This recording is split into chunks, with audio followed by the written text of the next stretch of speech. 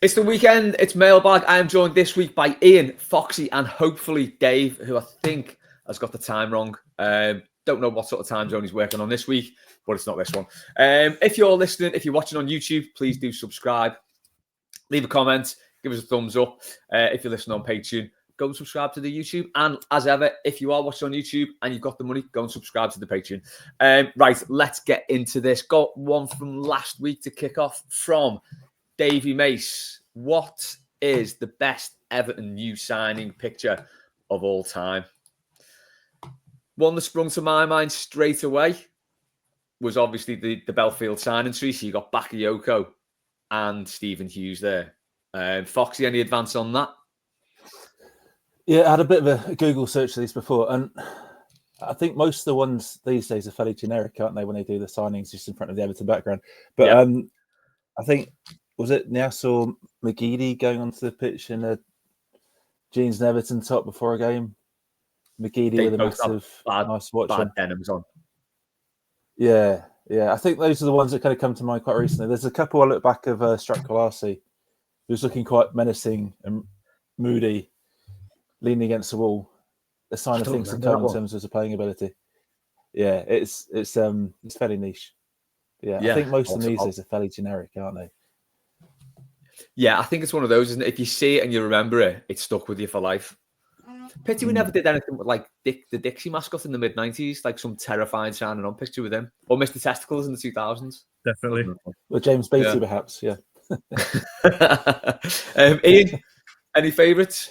I would say, I think did Royston Drenthe come out on the pitch, and he's like had his like jewelry and stuff like that. That brings back some memories. I think. Did he have a hoodie on?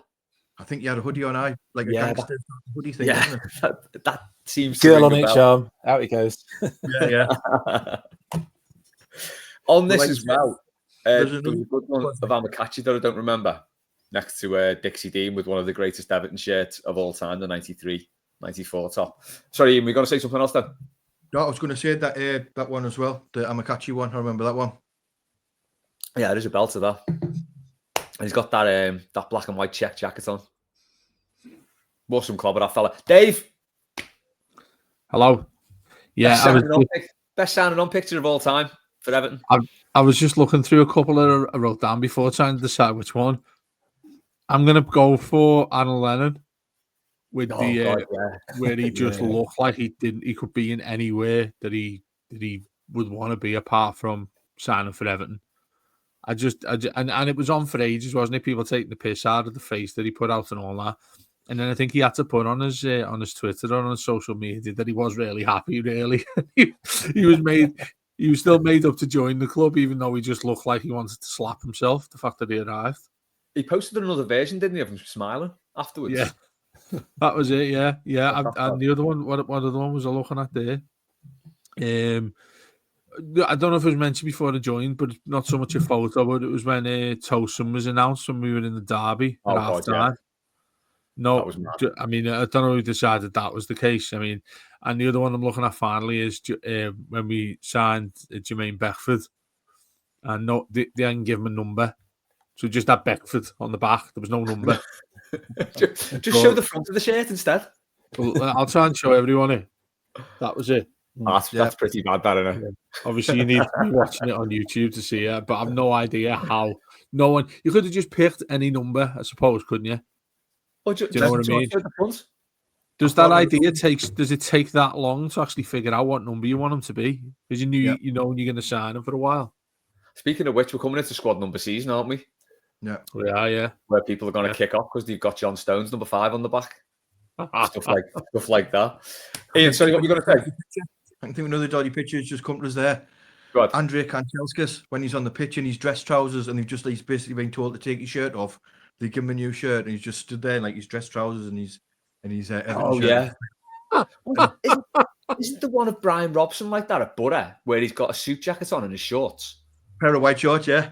He hasn't he? Yeah. It was a belt of that with a suit jacket. I've also thought of the one-to-one signing. So Slaven Bilic, John Oster. Is the Slaven Bilic and someone on a phone, and then the Slaven Bilic, John Oster, and someone else. Was it Craig Short? No, he was already there, wasn't he?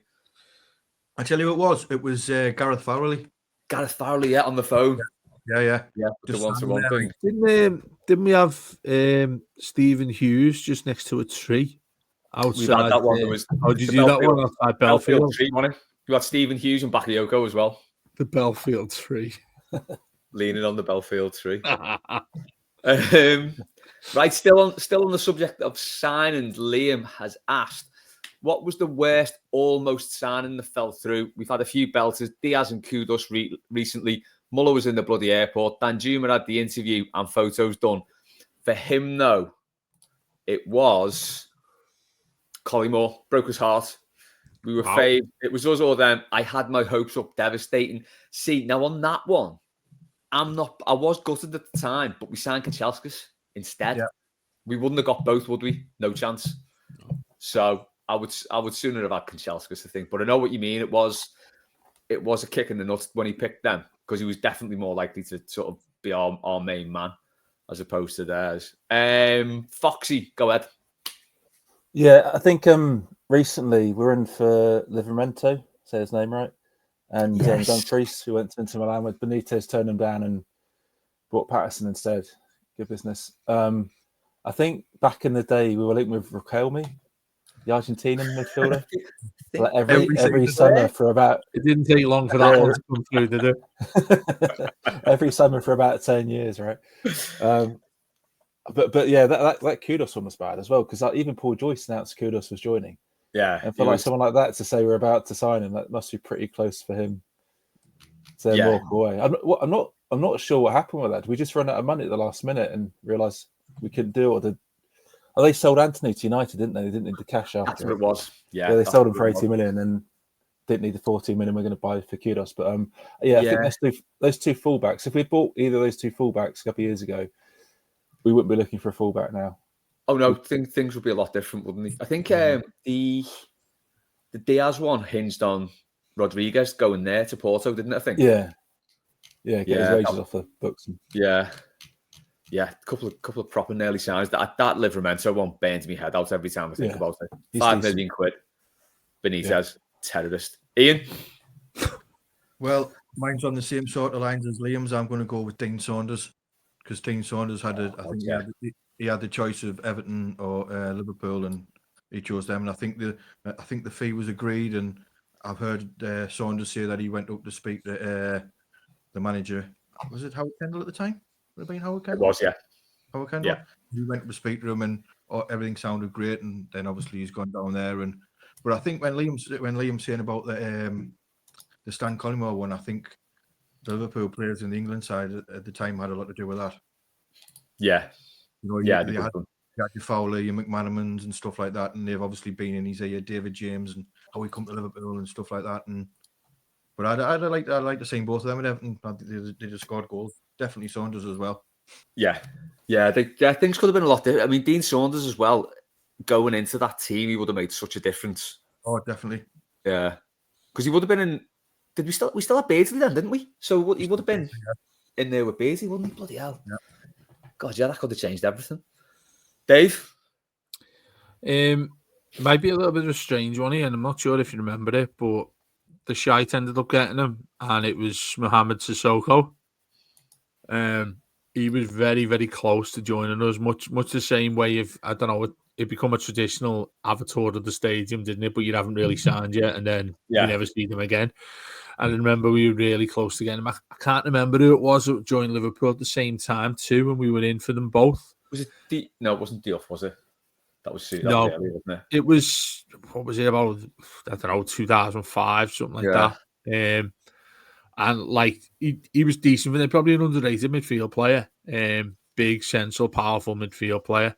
I just remember that sticking in my mind, thinking, the kind of player that you need at the time. I mean, obviously, he turned out to be half shite. Yeah, but you did need a lot easier. Massive midfielders then, didn't you? It was that sort of time in the Premier League where Chelsea were buying all like massive midfielders, and our team looked tiny compared to them. Yeah, exactly. Yeah, there was a time there. It was like you just had a team full of bullies.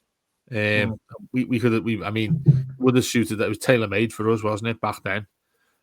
So yeah, he's one to throw in there. I'm just looking at the list there, one. I know it probably doesn't count that we've loaned them and didn't sign them, because my one for that would be Manuel Fernandes. Yeah, he was on my list. Definitely.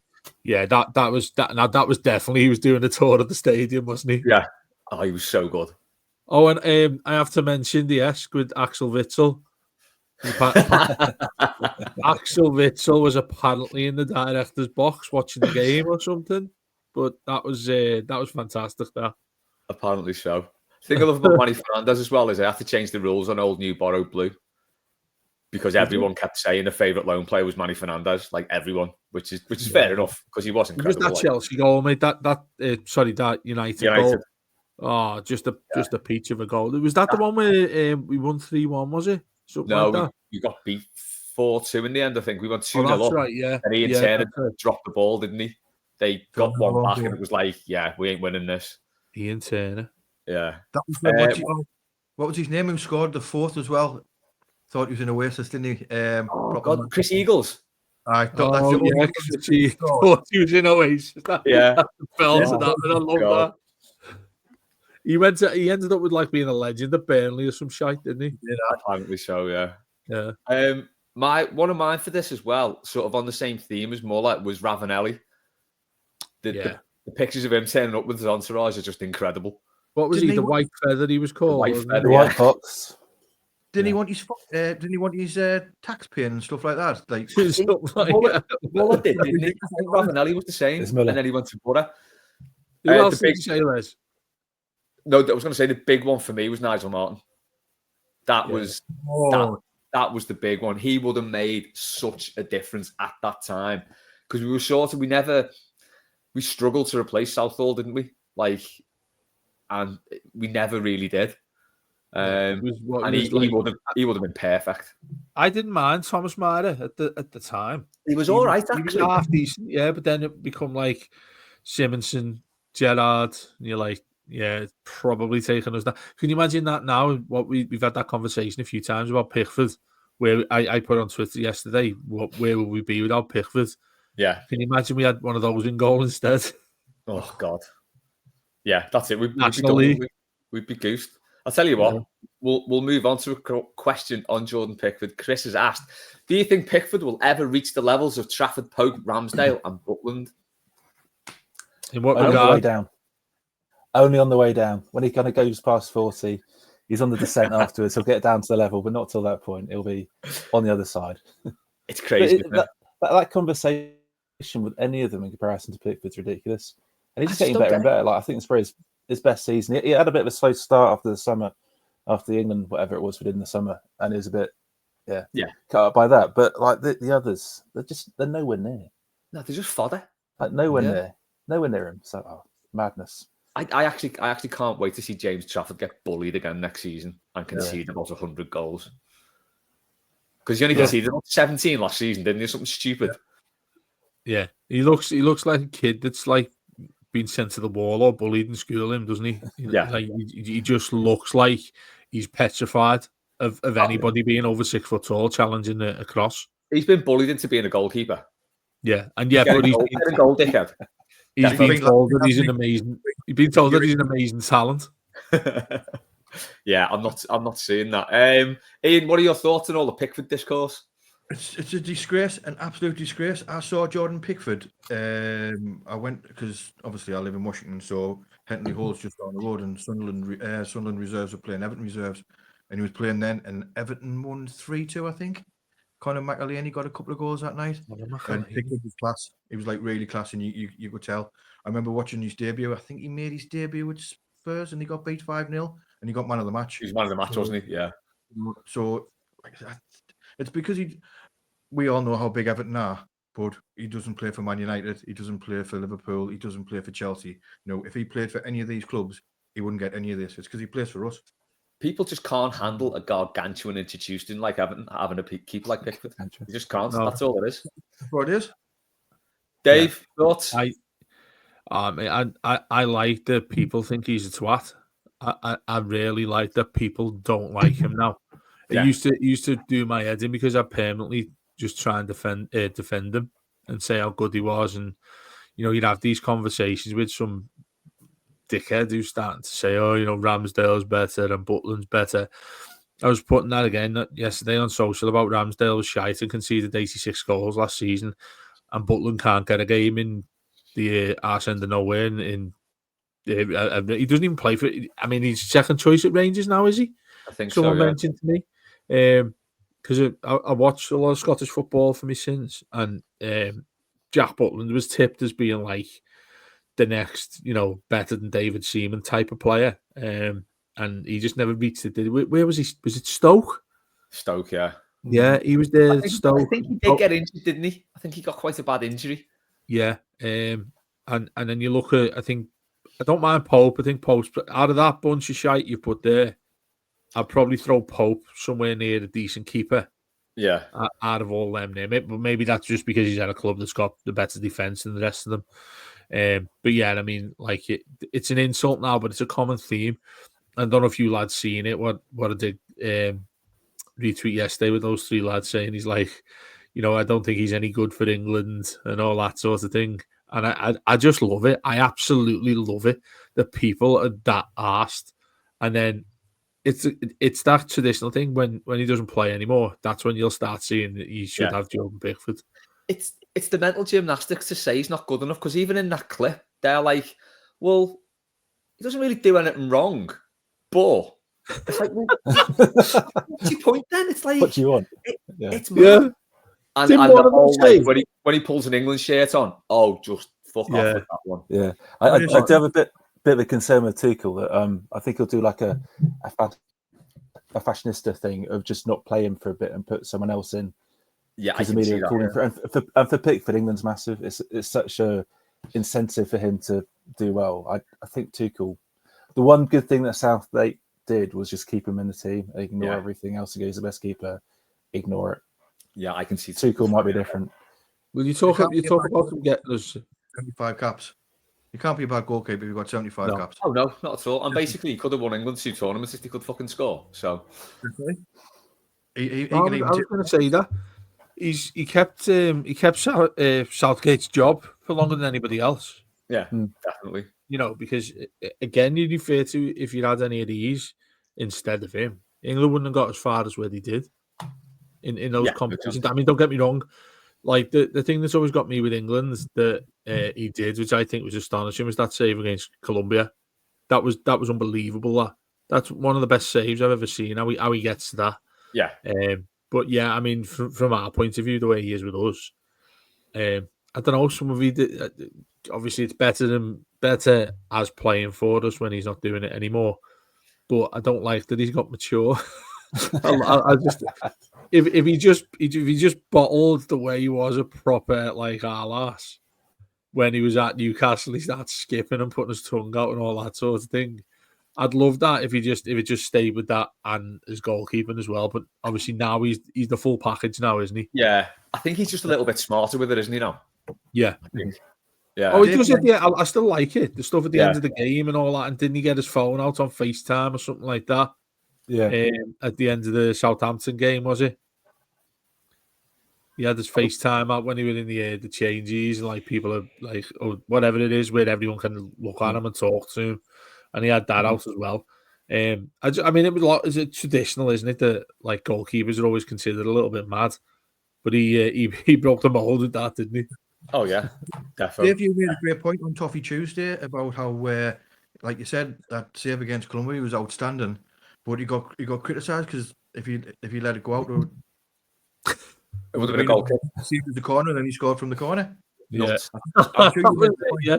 Was it Mina who scored as well? Yeah, it was. I mean, the only thing is the albatross around his neck that on a their place. That thing there. It's probably the only time I've ever to get past that. Yeah. Oh, look, don't get me wrong. I mean, that game just obviously a living infamy, but it thankfully didn't mean that much in the end, did it? Yeah. That was, he should have let it go. But I watched, not to put too fine a point on, I watched it so many times. I'm thinking, well, did he actually need to touch it? Should he have just left it?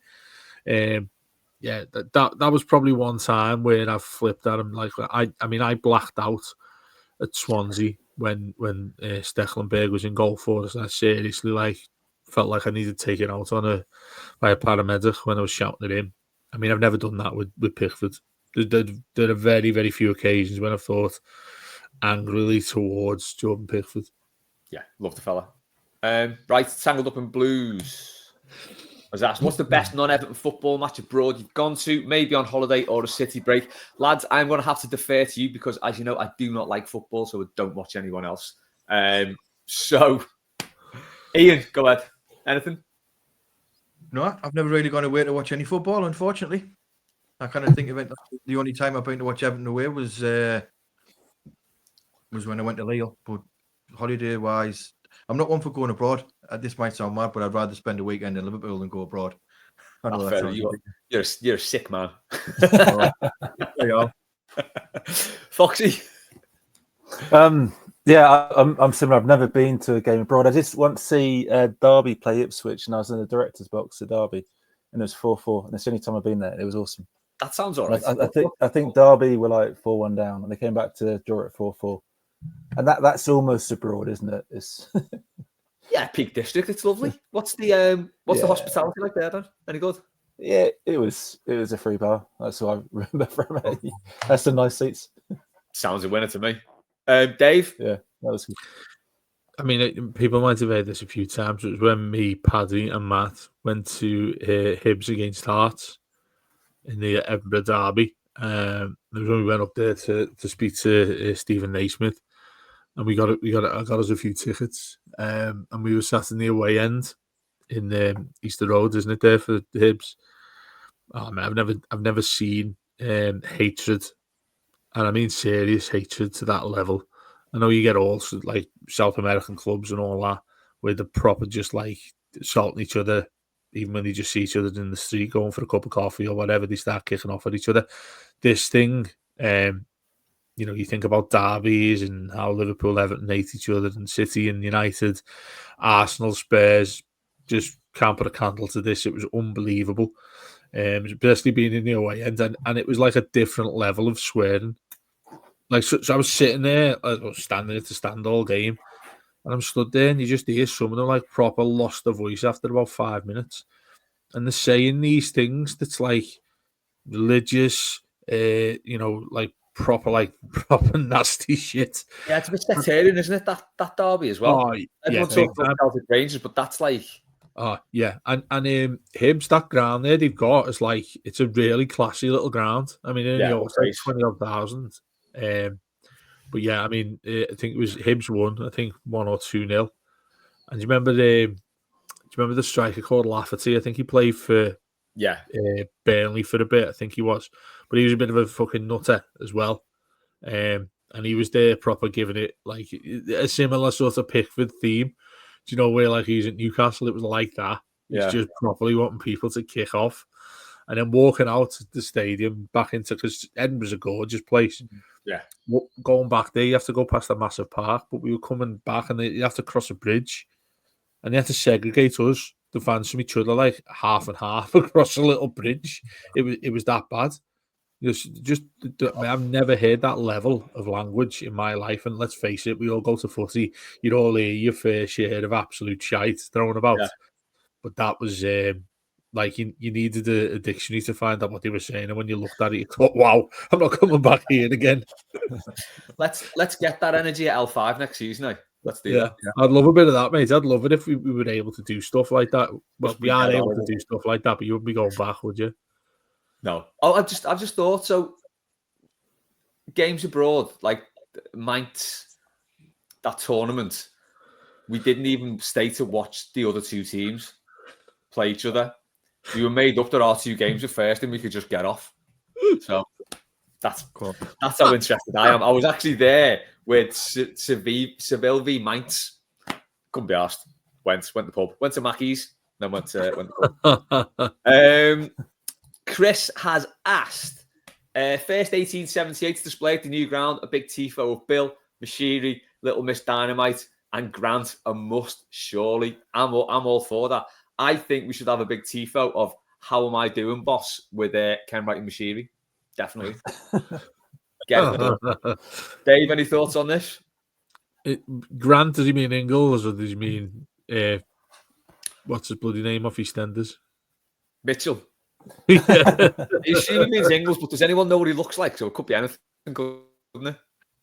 I was thinking more Is like he the Barry Grant. accountant? I mean, Barry Grant, yeah. I mean, I'd have, you know, my favourite. I'd have Mr. Testicles and the condom fella. I'd have them next to each other, saying like, you know, sponsored by Jorex or something like that. Do you know what we could have?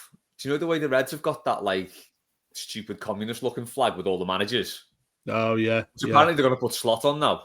Seems a bit premature. Oh yeah, anyway. they've done like the Mount Rushmore, haven't they? As well, Yes. they've done that. I mean, that's like fucking ridiculous. The fella hasn't even been there a year. I reckon we could do one of them with all the mascots. So you've got Mr. Testicles, Winky the condom. Is that what his name is? Winky? I don't know. Could be, should be. Changi, Dixie. Anyone else? Changa, did you say then? Changi? Changi. Get Changi on there. Dixie. Who's that fellow who just completely got missing? He's next to Changi. Louis Spence. Louis Spence, get him on there. Get him on there as well, might as well. Eating Any thoughts? Sorry, what was that? Yeah, eating drinking Everton lemonade. Oh God, yeah. Oh, that's a blast from the 90s. That chocolate was like proper cheap chocolate, but it was ace. Right, it was nice. Yeah, love that. Ian, any thoughts on this? Well, I've got to firstly say I was disappointed not to see Mr. Testicles at Goodbye to Goodison. When all the players and that were walking around. It was a massive oversight, wasn't it?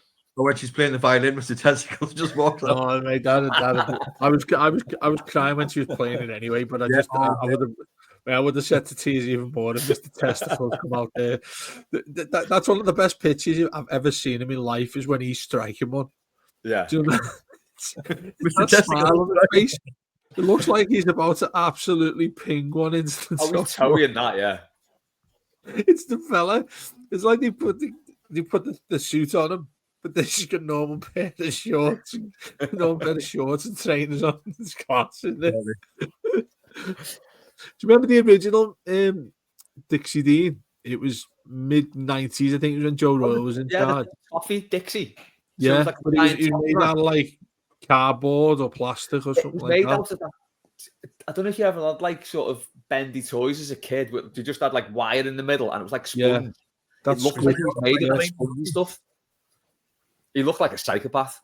Yeah, he's killed before, hasn't he? Oh God, yes, definitely. I just seeing that lying around in the darkest recesses of Goodison as you're putting the lights out. Terrifying. I know. I scored 1 goal. Any thoughts on the 1878 display at the new ground?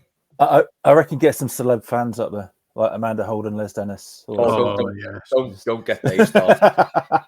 There are two triggers for Dave, and they're both very different. There's Tim Howard and Amanda Holden. You take him in two totally different directions. I know. You saying Les Dennis just copyright as well? No, just seen your message of the week.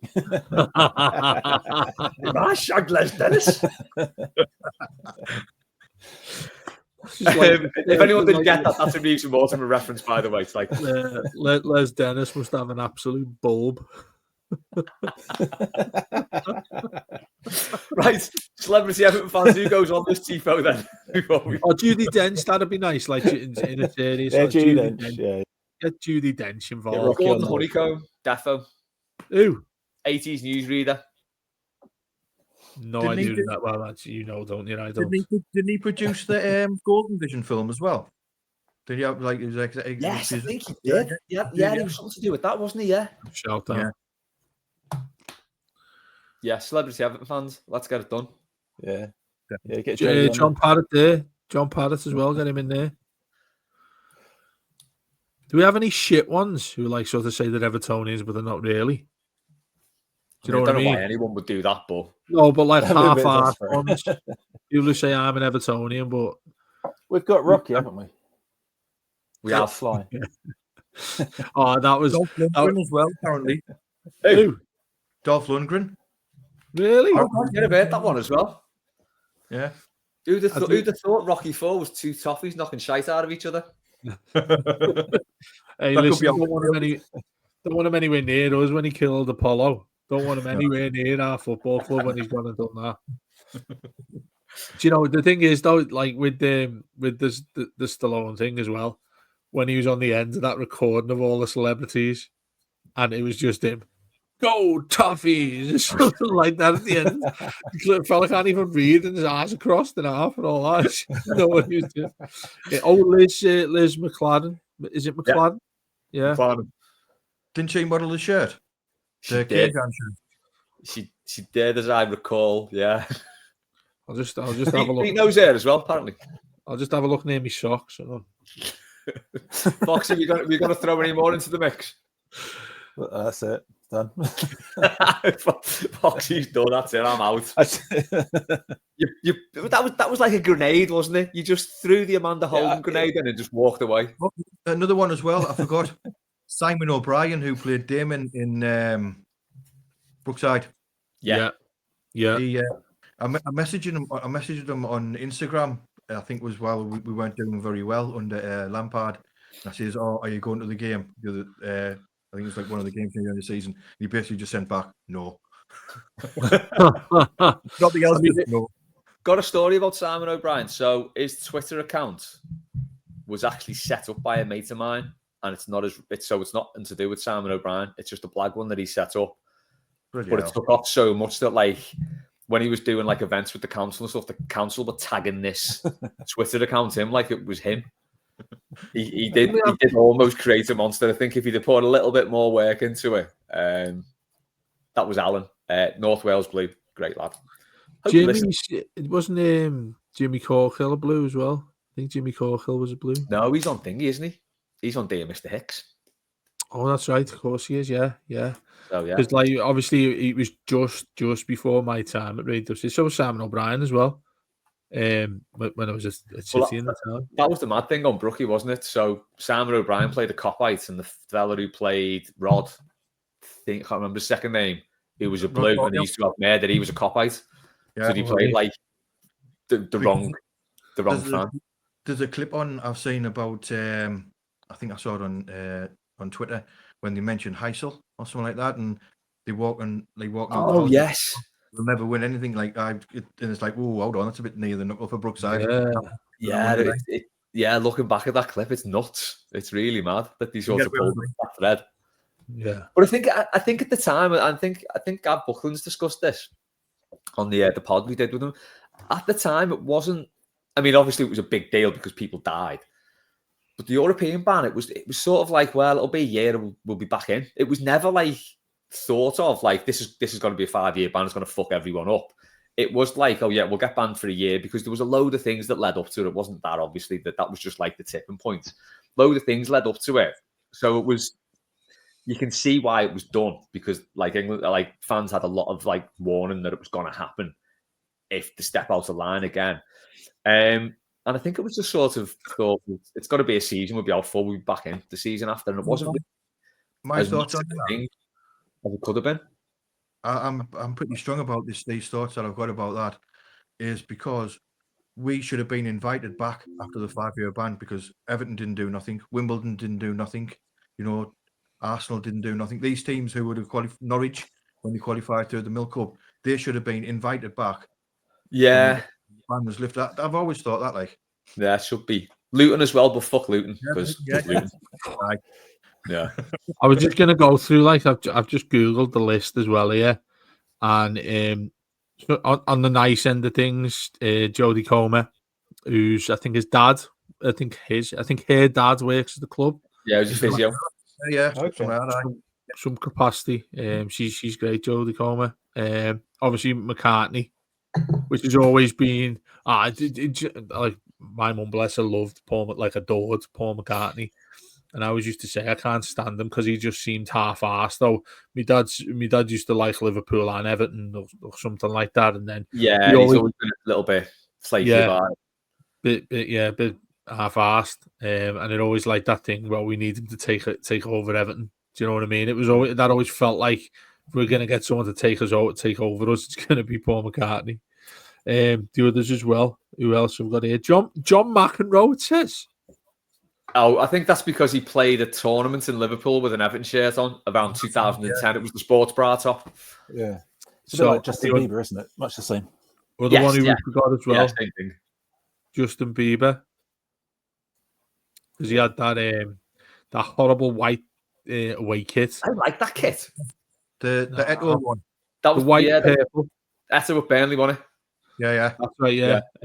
Mary Berry, apparently. Yeah, and Paul Hollywood's a stinking red, isn't he? Oh, that's right, yeah. Matt Dawson, I know he's a red. I know he's a blue, sorry. And Lee Latchford Evans. Was he Steps or something, was he? He was, yeah. So, I mean, we've got our fair list of gobshites and nice people. I don't think any you'd say are an embarrassment there. I thought another Is one. Amanda holding on that list? Listen, Amanda's got her own pedestal. Ian, come on, give us your one and dig us out before we move on. Did you ever watch My Mad Fat Diary? No. You've never seen that before? It was on Channel 4. Well, that's one. Yeah. He's an actor anyway. He's an actor. It was in it, but right. You need to watch it. It's good. It's really good. Okay. Will do. When was it on? It would have been around 2010, 11. So it'll be on More 4 or something, won't it? Oh, yeah, my word. My Mad Fat Diary, it's called. Right, sound. Dave, go on quickly. I'm just about to sign up to it now. There is a Facebook page of famous Evertonians with 35,000 followers.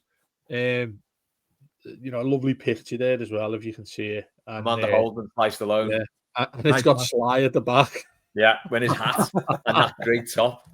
The 2015 top. Right, we'll move on. Mike's asked, which Everton player would be a good advisor for Trump? Pickford's the answer, but you can't pick him, which is fair enough. Foxy? Sigurdsson.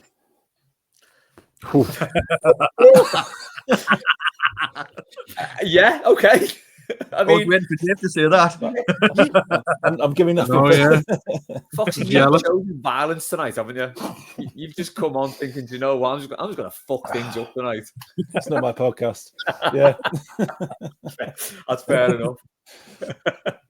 I mean, I don't think we can beat that answer, but Ian, I'm going to be boring. Just say Seamus. I thought Coleman. That was my second choice, just getting in his ear. Yeah, because I thought like. Go on, Foxy. Sorry. Go on in. I think it's. I was just going to say, because like Trump's like previous experience with an Irish fella was Conor McGregor, he would probably be expecting Coleman to be a little gobshite like him, but I reckon he'd just turn up and just like shout at him to stop being a dickhead. Yeah. I think it'd be great. Yeah, pretty much. Yeah. We're not building that wall. Dave? I don't know. It's probably stereotypical. I'd throw Duncan there. I think that'd be hilarious. I just think that'd be hilarious because like he just doesn't give a shit. I just this thing that's happening with Musk as well. I'd just like to just throw someone like that into the mix of something just completely different people, different human beings, and just see how it develops. Like when he put like Mickey Rourke into Celebrity Big Brother. Oh yeah. I'd love to see some, and he's fucking a bit mad, isn't he? I'd like to see something like that just to really see what these people are like, because with Ferguson there, he's just like quite a quiet, like normal, nice fella, isn't he? When everyone wants him to be a fucking crazy bastard. Yeah. I mean, he definitely was in his early 20s, wasn't he? Yeah. He was definitely nuts then. This leads us nicely into the Good Times Pod question, though. Given how obvious it was this Trump-Musk beef was always going to happen, what's the most obvious problem, disaster at Everton you've ever seen / can remember? So Mike said refusing to buy a right back for 10 years. And Philip said Benitez, how anyone thought that was ever going to go well. So, I mean, they're fair shouts. Ian? Mine's bringing Howard Kendall back for the third time. Shout. Yeah. all these managers that we were linked to. I mean, we were linked to Bobby Robson and people like that, and you just thought. I mean, Andy Gray. There was talk of Andy Gray coming in, and Andy Gray tells his story about it and things like that. But then when you thought, oh, we're getting Howard Kendall back for the third time. I mean, hold on, he didn't do much the second time round. So the third time with the team that he's going to inherit, it was just ridiculous. Yeah, it was. I think it was desperation, though, wasn't it? I don't think anyone wanted the job. It's Peter Johnson as well. He was in charge at the time. So yeah, when Andy Gray says, "Oh, I went up for a meeting and he just didn't get back to us," and and you just think, was he fully committed to Everton? Obviously not. Peter Johnson, and so I definitely come back for the third time. As much as we all love him, we all love him, but he was never, even after the second time, he was never going to bring back those glory days. Yeah, I mean, I'd go one further and say bringing him back the second time. To be honest, it should have been like, again, Gav Buckland, like in his book, he goes into this, and it's sort of like, yeah, it was just unimaginative and like really caused like a bit of a rift, because especially bringing Colin Harvey back in after he'd just been sacked, it was just like the whole thing was a bit chaotic and just backward thinking, and that was obviously the time we should have got Joe Royle. Again, definitely. Things could have been a lot different. Foxy, anything on this? Yeah, I'd Benitez as well, but with the Everton fans, he was never going to survive that long. And he had, in fairness to him, a pretty strong start, didn't he? I think he won the majority of his first opening games, and we were looking all right. And people were offering to get Benitez tattoos, that I remember. But as soon as that started, yeah. But as soon as that went sour, it was always going to go sour like just dead quickly. He was never going to get any time. Yeah. And then he fell out with Brands, and he fell out with Luca Dean, and he fell out. I think he preferred. Did he sell Hammers as well, like Rodriguez? That was the first thing. He just fell out with everyone. Such an idiot. Yeah. So that was pretty poor. I think that's the big one, isn't it? It's almost the most embarrassing. I wasn't a fan of Allardyce, but it is one of the most embarrassing things we've done as a club. Oh, it's the worst. For quite a long period of time. Yeah, I think it's the worst decision that's ever been made at that club, and there's been some stinkers. George, I remember I was down at the Albert Dock, and with me and Luke, and we were walking back, and I don't know if it was a bar or whatever we walked past, and there's just this big picture of Gerrard and Benitez with the European Cup, and I just thought, we can't have that. That was horrific. I didn't want to anyway, but that was just the final nail, seeing that, just think, oh God. Yeah. It was a derby game as well. I think we lost. Was it 4-1? 4-1. That was one of the worst I've ever been to. It was horrible. Goodison. It was just horrific, and all very predictable. Very predictable. That could be 4-0 after 10 minutes. That. Oh, it was terrible, wasn't it? It was grim. We kind of got off lightly, to be honest, just getting beat 4-1. Dave. Yeah, I mean, boring, but Sam. That was and I've got like a reason, and Matt Jones will tell you about this. We went down to when Spurs were playing at Wembley, and we got destroyed 4-0, and Sam came out at the end of it and said we played well. And go on, mate, sorry. Was that when we drew the second half? Oh, that was it. Yeah, that was. I on the old Blue Room website, I made a list of the Allardyce diaries and some of the shit he came out with. And he tried to take credit for when Unsworth was in charge when he'd signed in. When we beat Huddersfield, he took credit for that. When he signed as manager on the same day. And still to this day, people will argue that was what we needed at the time, when realistically it was a season where if you won 2 games, you'd ended up in 8th, despite the fact he was 17th. He was not needed whatsoever. No. Probably in the same sort of category as Dyche. The one thing I'll stick with Dyche with, it was all right, was that last, whatever it was, when Tarkowski scored against Arsenal in his first game. That was when I looked at it and thought, you know what, we've probably gone and got someone there who needs to sort this out by watching a team that's absolutely crap, but they're getting a result. Yeah, I think the difference between them was Dyche was a more not a massively long-term appointment, but a more long-term appointment. It was like, right, he's going to be here for the next couple of seasons. Allardyce was like, he's going to be here till June, but we gave him an 18-month contract anyway. When in fact they did. I mean, that Southampton game was horrific when we got beat 4-1, and I can see why the panic button was pressed after that, because it was bad. But there was time to just sort of take a step back and put a more long-term appointment in and like do it properly. Yeah, but classic Mashiri, wasn't it? The one thing I like about Allardyce was when we drew 1-1. It was Rooney when he scored the pen, wasn't it? Yeah. And if you rewatch that, which I think many of us would have watched it many times, when we win the pen, because Calvert-Lewin, I'd like to think dived, but it was a penalty, and he goes down, and Allardyce is just the camera just pans to Allardyce, and he's just standing there, like with his hand in his arms. He looked like a proper baddie off like a Bond film, and he's just like that proper snarling towards the Anfield Road end. And then obviously Rooney puts that in. That's one of the people will laugh at this there because we know Reds watch this, but Rooney scoring that penalty there was a fucking belter. Yeah, that was class. Yeah. It wasn't as good as Sigurdsson in the cup because that was. I've never seen limbs like that before. By the way, insane though. Like crutches out. I've never seen anything like that. Brutal, wasn't it? Unbelievable. Getting back to what Dave was saying about Allardyce, and he mentioned, I think it was a Spurs game. I remember a late kickoff. I think it was a 5:30 kickoff or 7:30 kickoff. It was a Saturday night. We got beat off Arsenal at the Emirates. I think it was 5-0. Oh, and yeah. He just asked. He says, "Oh, wait."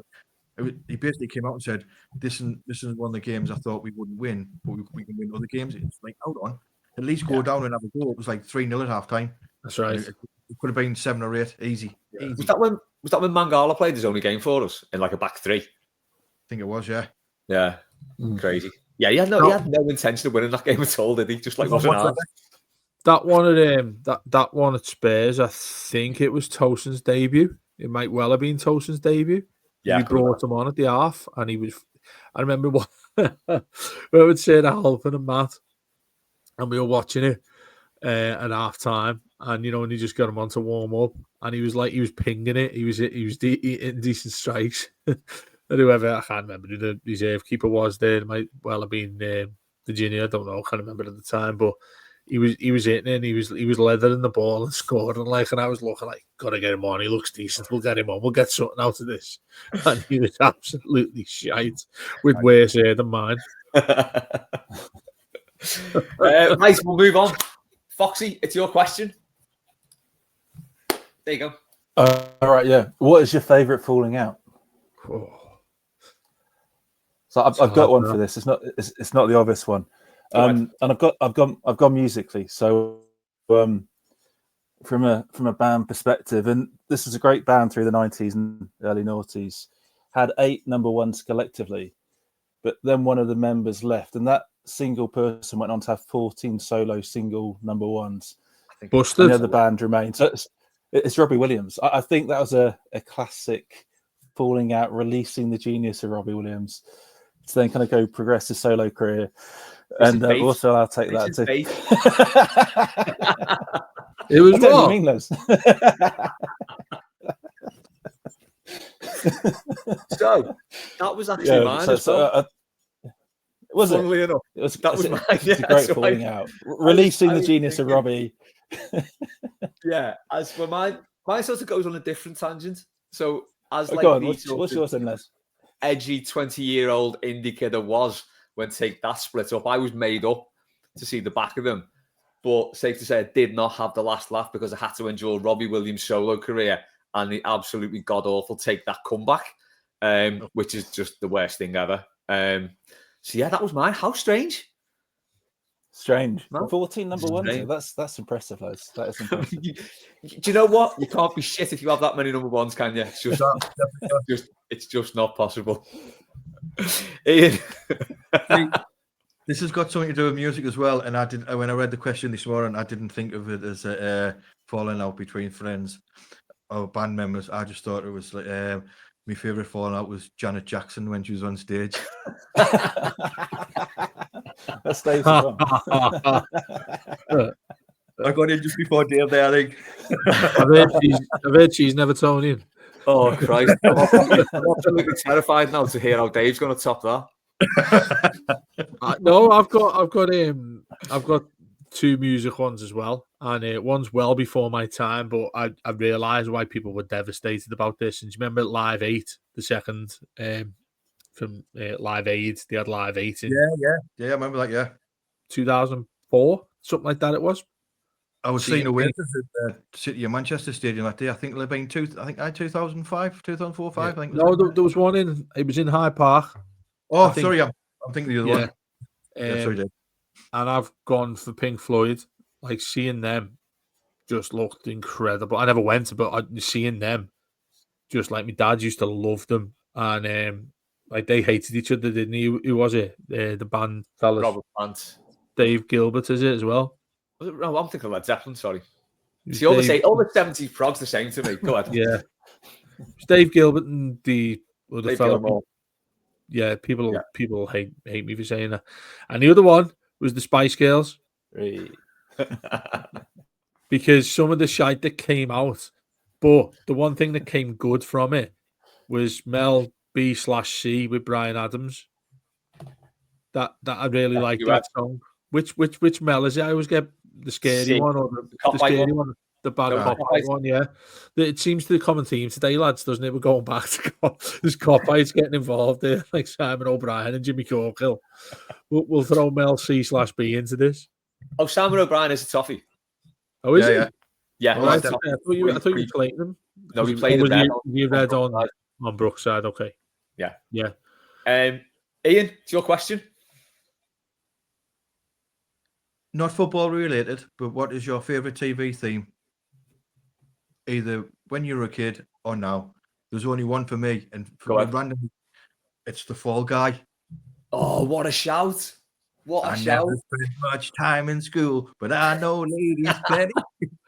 Oh man, the intro to that was incredible, wasn't it?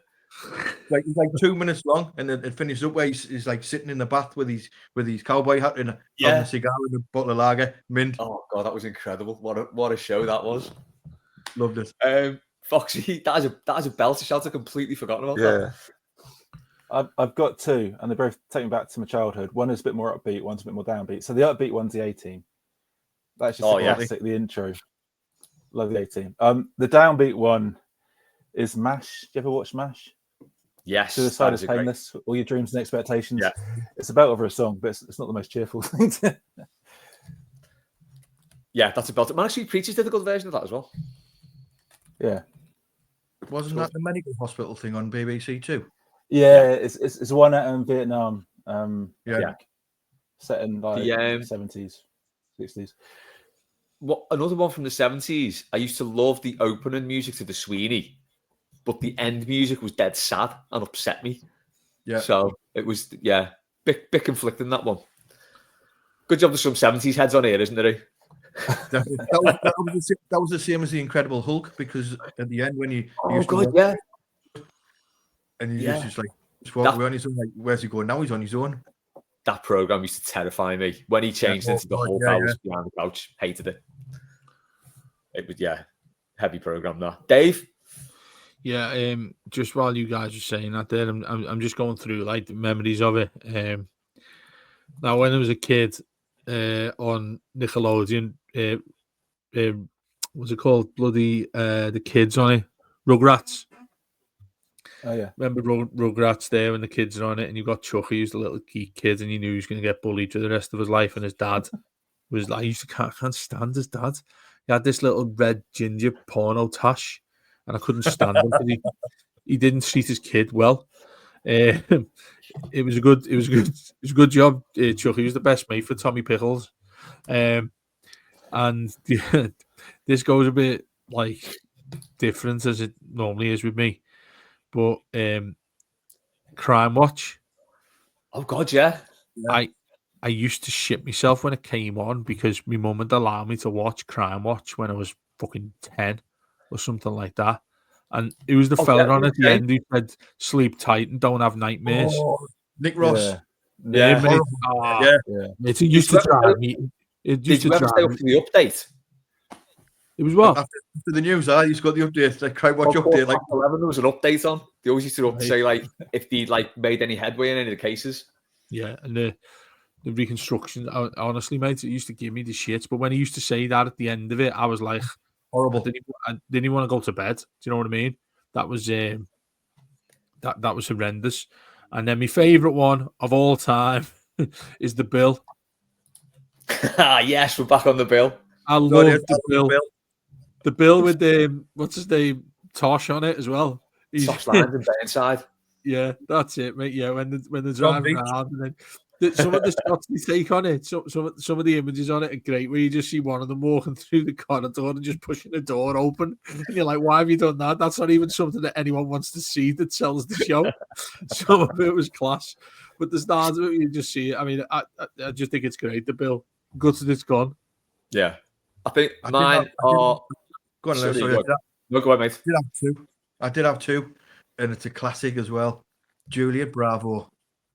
Oh, I don't remember the theme to that. It all started with like this motorbike going along the over like the countryside. So I loved it. Juliet Bravo. I'll get on that on YouTube. Mine are. I've got a few cartoons. So I've got the Wuzzles and the Gummy Bears, which were Disney cartoons that were always on in the 6-week holidays, and Jamie and the Magic Torch. That was an absolute belter. Yes, that was incredible. Davey's still there? I'm still here. Yeah, I don't know what's happening with my camera though. All right, mate. That's me said the bill, and they've come to see me laptop. Get a plastic bag. There he is. Decent VPN on it. Stu, Burnside's waiting me with his handcuffs over there. As Foxy said, you should try out maybe NordVPN, something like that. That's very good. Stu was asked. Is that 4 months free? There's 4 months free.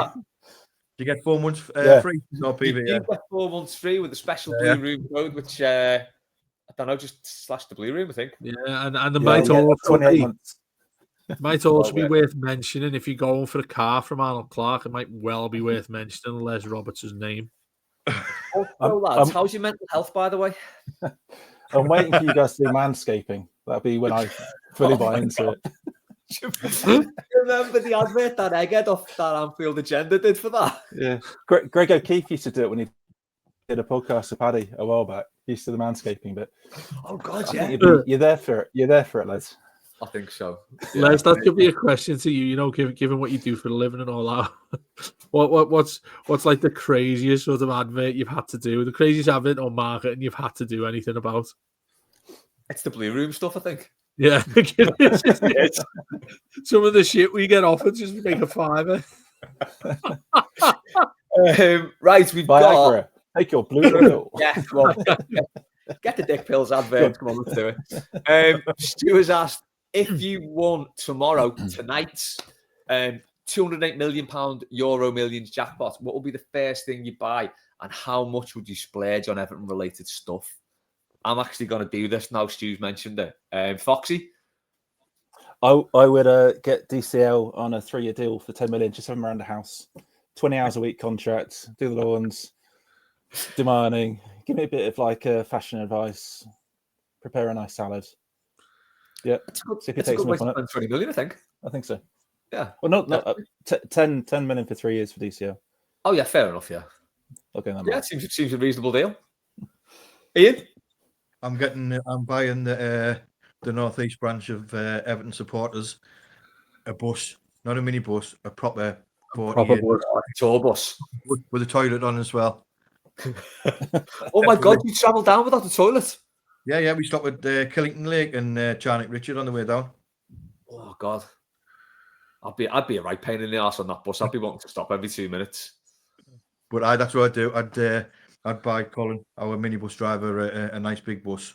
That's a shout, like a big massive tour bus. Yeah. Live on the rocks. Dave, on the stage at the front. Yes, that's the one. We're coming on to that in a minute, by the way.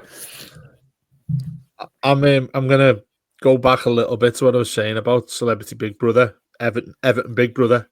I'd pay for that. I'd have the location to be inside Goodison. And Golfo was going to say Bramley-Moore, but inside Goodison, and like just literally on the Gladys Street end, and for like whatever they do, 3 or 4 weeks it is right now, I'd do the Everton version of that. And every celebrity we mentioned there.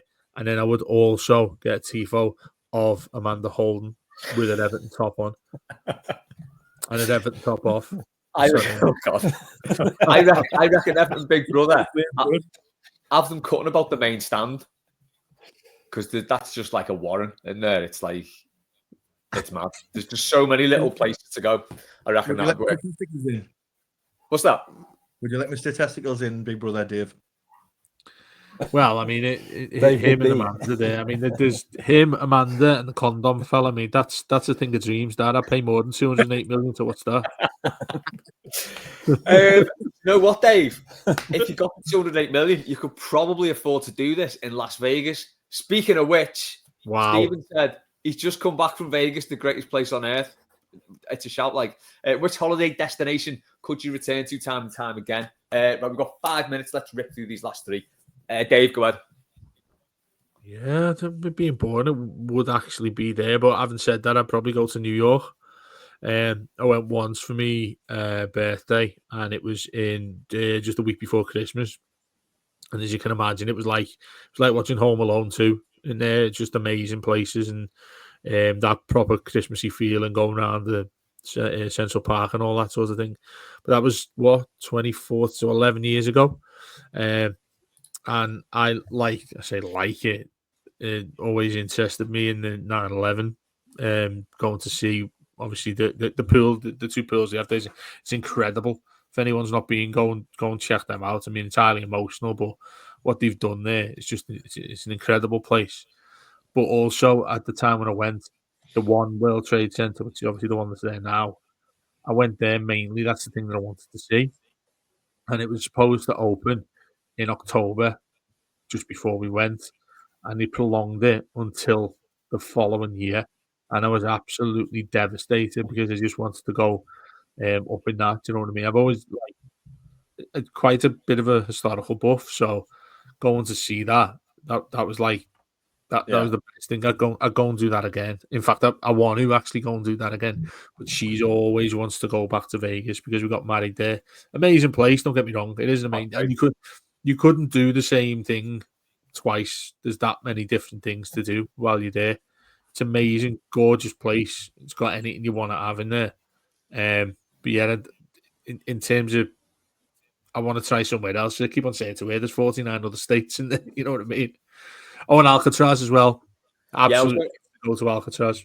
I was going to say, I think mine would be like the West Coast of America, just the whole thing, just driving up and down that endlessly. It's so good. Yeah. So I think that start higher up, start in Seattle, start in Canada, and do the whole thing down to San Diego. That'd be mate, I'd love to just go along the Pacific as well. Yeah. I think that'd be amazing. Yeah, it's class. Ian, Liverpool. I don't go abroad much. I don't know why, but I don't. But I remember the last time I went abroad for a holiday was 1995 to Gran Canaria. Love a bit of that, mate. And that was it. I went with my sister, a boyfriend, and a couple of their friends, and that was it. So my ideal holiday is just going down to Liverpool, few beers, night out in Liverpool. I've never been down to Liverpool to do like any of the touristy things. I mean, I've been on the ferry, obviously, but I've never done like the Beatles tour and stuff like that. We'll have to do a big weekend next season, mate. Yeah, let's get it sorted. Yeah, the thing with that as well is and you're saying that it's like you do just take it for granted where we are, don't you? Really, Foxy, you'll probably be not putting words in your mouth, but you're probably similar when you come to the games and stuff like that about the city and stuff. It's like. Yeah, the things there. Like I've never done a Beatles tour. I've never done those things that you just mentioned. Then never done any of that because it's there. I think. Yeah, exactly. I haven't done the touristy stuff, but Liverpool is like an amazing city. I've said this before in the podcast because like you kind of talk about cities around about, but it's like one of the best cities. Full stop. It's a great place. We do take it for granted, don't we, Dave? Because it's just, especially with you're like the other two lads there because you're not from here, are you? So you take it for granted as well. Look at his face, fuming. Right, I love this question. We've got 2 more to go. Chris, you're a 4-person band. Who is playing what, and what's your band name? Okay, mate. So Ian's the singer anyway, because there you go. Yeah, he's gone to get a microphone. He's flounced off. He's flounced off like a good frontman. Foxy, you're a bass player, aren't you? Yeah. Well, a bad one. So I had a bad name of Turn, which is quite Everton, but also yes, that feels quite like that. 90s Keane, Travisy type name. Les, I had you down as a drummer. Yes, that's what I was thinking. You got the mad drummer vibes on you. I thought maybe Dave is a lead singer, but I'm not sure. Dave, do you play anything at all? No, but I did sing at the Croc once to the King of Wishful Thinking, and what a song. I can put that out. Like, I can do that. Yeah, I'm pretty confident I can do that. Have you got good pipes on you, Dave? Cool. Yeah, I'd be all right with that, mate. Yeah. I can do a few of that. Yeah, some so melodies. Basically, we've got 2 singers, a drummer, and a bass player. We'd be like Robson and Jerome, wouldn't we? Massive attack. Go with the northeast theme there. Ian, you've got you down as the singer, obviously. But can you play an instrument as well? No. I can have a go to tambourine. That's about it. Yeah. The old joke at school was I could always play the triangle.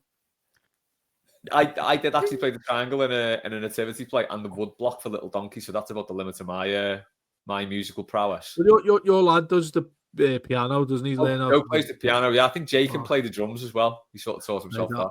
I'd love to learn like an instrument like that. The girl with the violin. Like, I wanted to go and buy a violin, but if you Google what are the most difficult instruments to learn, that's one of them apparently, and it looks like the easiest. Yeah, but it's ridiculously difficult apparently. And like piano/keyboard's a little bit easier than guitar. But each of those things that you mentioned there just seems to take forever to actually learn them in an effective way. I think band name would have to be the Fab Four. Machiri's Boys. Yeah, that's the one, yeah. Or Forad's Fab Four. Yeah. Who's Bill Lassie? What's that? Kendall, yeah. Who's Bill Lassie? Who's he? I'm not Sigurdsson. Yeah. Where's the Arteta winning Bill?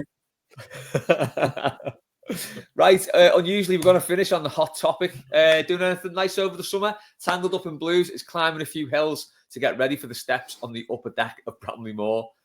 Yeah, it's a steep stand. Dave, doing anything nice? Yeah, I'm going back to St Andrews later in the summer to finally and hopefully play the old course. Because anyone into the golf, there's 7 courses they have at St Andrews. They're all incredible courses. But the old course is the original place where golf was. Yeah. And the really sort of temptation there is to just run there and it's a ball. But you obviously you can't because it's like sacred. But the course that you play, which is called the shocking name of the new course, is next to it. And by next to it, I mean the fella sitting next to you away at an Everton game. It's that close. So you can, if you're playing shit, almost like on the sly, hook one onto the old course and maybe go and play your second shot there. That's the only thing you can possibly do. But the other thing about it is you have to go there possibly for like a couple of days because they have a ballot every day to see if you can play it. But obviously hundreds of people apply on the ballot and they only tell you the following morning. So basically you've got to get up at 6 o'clock in the morning and hope that your name's in the ballot. And then even if it is, it's like 450 quid to go and play it. But yeah, that's my aim again after several occasions. But the consolation is playing all like top class courses up there as well. And then I mean one day on one of my big birthdays, I've said to my wife for like the past 15 years, I need to go to the Masters. Have to go to the Masters. There's absolutely no chance of that. Sounds like that'll be a belt of that in summer. Scotland's just the greatest country on earth, as far as I'm concerned. Getting the weather, when you get the weather up there, mate. It's unbeatable, isn't it? Yeah, that. I mean, it's a hell of a drive to get there. I mean, I was all over the place getting there. Going, is it Fife? It's by Fife, isn't it? Getting to that part, it's like something like you're closer to the Faroe Islands than you are to Liverpool. Like it's a beautiful place, Scotland. Like, yeah. Class. Yeah. Ian, you doing anything nice? Coming to Liverpool. Come to Liverpool, yeah. Just like obviously getting time off work, things like that. I'm going to see Shed 7 at Scarborough. Nice. Oh, that'll be class. Yeah, looking forward to seeing that. I've seen them a few times, but yeah, just be like I said, doing stuff football wise. Like I said, I might even go down to one of the friendlies. We Blackburn, we've got Blackburn away, haven't we? And Yeah, I'd fancy that myself actually. Be a few good of us one. there, you know what I mean? But like I said, just doing things in between work, like a couple of days away here and there. So probably Good stuff. To just Whitby, enjoying some time off. Yeah, definitely. Yeah, sound. Foxy? Yeah, I agree on the Scotland team. My wife's Scottish, so I have to say it's the nicest country on earth. But last week we're in Ireland, in County Donegal, so the northwest of Ireland, and it's gorgeous up there too. It's a lot like Lake District, Highlands. I don't know if you've ever been there. Really? The countryside's brilliant, amazing. You know those like really undulating up and down madness of fields and stuff and cliffs and sandy beaches. Yeah. Well, and great golf courses, Dave. Yeah, so Sawput Rush. So went up to the Northern Ireland Sawput Rush and across the Open is this loads year. of linksy golf courses. Yeah, I'd love to get over there and watch that. Be good. Yeah. Belter? Love to do the Masters. You ever get? Yeah. What are you doing, Les? Going to Marrakesh in 2 weeks. Marrakesh, really? Yeah, on the 26th. I think that's about 2 weeks, 3 weeks, something like that. You've been there before? Cool. No, I went to Morocco when I was 6. So this was like 1983 when people just started going to Spain. My dad got it in his head because he got a good deal to go to Morocco, and it was mad. It was just like it was not like anywhere I've ever been. It was proper North African. There was nothing much westernized about it. Really? So me, as a 6-year-old white kid walking around with my mum and dad, felt a little bit intimidated by some of the looks I was getting off the fellas. It was a bit of a strange holiday. It was nuts. So looks off the fellas. Wow. Honestly, the fellas will give you some right funny looks. And yeah, people wanting to swap me for a camel and stuff. Which age 6, I took that shit seriously. Yeah. How many camels do you reckon you'd be, Les? I was one apparently. Okay. Just a 1 humped one as well, not even a 2 humped one. Shite. So. But yeah, that's what I'm doing. Mailbag on the beach? Mailbag on the beach. Mailbag on the beach? There's no beach. That's the only thing. It's bang in the middle of Morocco. So we're right by a water park, though, so that'll be good. But yeah. Sounds like a porno, that, doesn't it? Mailbag on the beach. Mailbag on the beach. you hosted in your mankini, Les. You wish, Dave. You wish. I know. Right. Hey, listen. Some of the things you turn up at Bramley Moor that I'll pay you for because we're sitting next to each other for the rest of our lives. Second, you put your hand on my knee, I'm out. You'll be a rich man, mate. I can't wait till we score a goal, Les. You dare sink your teeth into my head, and that's it. Right. That is it for this week's mailbag. Cheers, Dave. Cheers, Foxy. Cheers, Ian. As ever, thanks to everyone who sent questions in. We'll be back same time or similar time next week. Enjoy a week of non-Everton, but anyway, up to toffees.